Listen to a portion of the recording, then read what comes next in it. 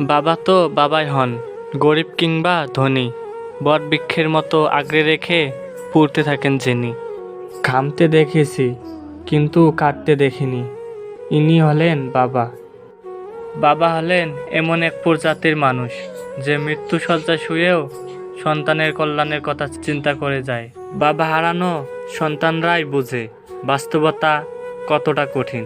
বাবার দেওয়া কোনো কিছু ছোট মনে করো না। মনে রাখবে, যা তোমার কাছে অল্প তা বাবার কাছে রক্ত বেচা গল্প। বাবার পেশাকে ছোট করে দেখো না, বাবা তো বাবাই। বাবার টাকা নয়, বাবা বেঁচে থাকাটাই সৌভাগ্য। বাবা মানে গল্পের আড়ালে থাকা একজন মহানায়ক। বাবা মানে অভাব থাকা সত্ত্বেও বুঝতে দেয় না। বাবা মানে সারাদিন কঠিন পরিশ্রমের পরেও হাসি মুখে বাড়ি ফেরা। বাবা মানে যার ভালোবাসাতে কোন স্বার্থ নেই। বাবা মানে প্রতিটা সন্তানের কাছের বন্ধু। বাবা মানে সকল ছেলেমেয়েদের ব্যাংক অ্যাকাউন্ট। বাবা মানে আমার সকল আশা। বাবা মানে পকেট খালি কিন্তু সন্তানকে কখনো হতাশ করে না।